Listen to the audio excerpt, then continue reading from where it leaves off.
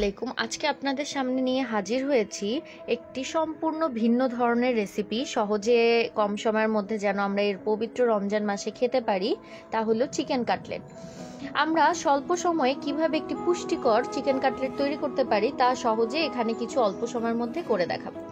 আমি এখানে 2 টুকরো মুরগির মাংস নিয়েছি, যেটা হচ্ছে পুদিনা পাতা এবং অন্যান্য মশলা সহ মাখিয়ে রেখেছিলাম কিছুক্ষণ ম্যারিনেট করে।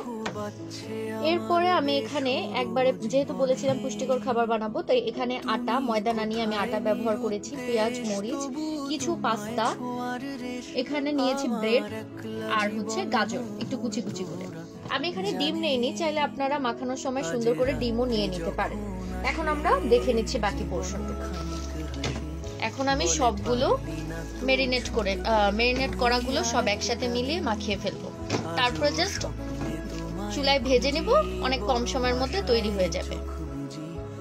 দেখুন আমি হালকা পাস্তা নিয়েছি, পাস্তাগুলো আগেই আমি ধুয়ে নিয়েছিলাম। আর আপনারা চাইলে হালকা গরম করতে পারেন, বয়েল করতে পারেন। আমি এখানে গরম পানিতে জাস্ট হচ্ছে ভিজিয়ে নিয়েছি, ওই একই কাজ হয়ে যাবে।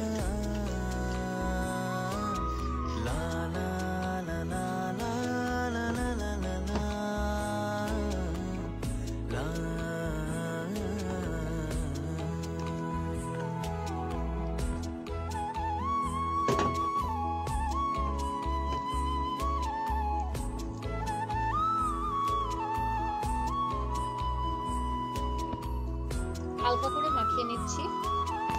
কিভাবে সবগুলো একসাথে মাখিয়ে আমি চুলায় দিব তার আগে প্রসেসটা দেখিয়ে দিচ্ছি।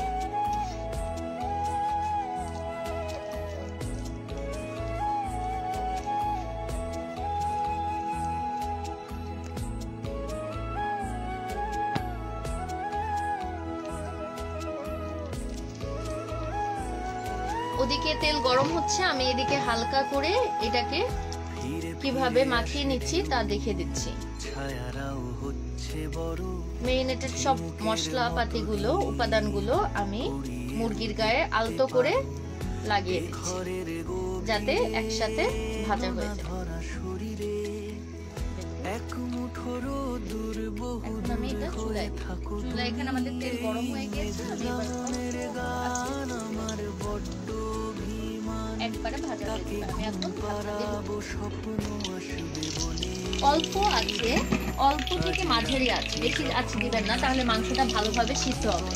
এবার হালকা করে আমি উল্টে দিচ্ছি, এভাবে করে যতক্ষণ পর্যন্ত না খয়েরি কালার হয়, লালচে ব্রাউন কালার, ততক্ষণ পর্যন্ত আমি উঠাবো।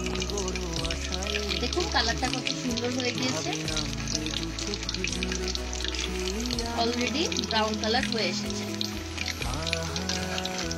দেখুন সুন্দর গোল্ডেন ব্রাউন কালার হয়ে গিয়েছে। আমি এখন এটাকে তুলে ফেলব। দেখুন আমি হালকা ডেকোরেশন করে নিয়েছি এবং আপনাদের সুবিধার জন্য আমি 2 রকম ভাবে ভেজেছি, একটা একটু কড়া করে ভেজেছি আর একটা একটু হালকা করে ভেজেছি। গরম গরম ভাবে আপনারা এটা খুব অনায়াসে ইফতারে খেতে পারবেন এবং এটা আমাদের পুষ্টিকর। এখানে টমেটো সস সাথে আপনারা খুব মজা করে খেতে পারবেন। আশা করছি আবার দেখা হবে নেক্সট কোনো ভিডিওতে। আসসালামু আলাইকুম।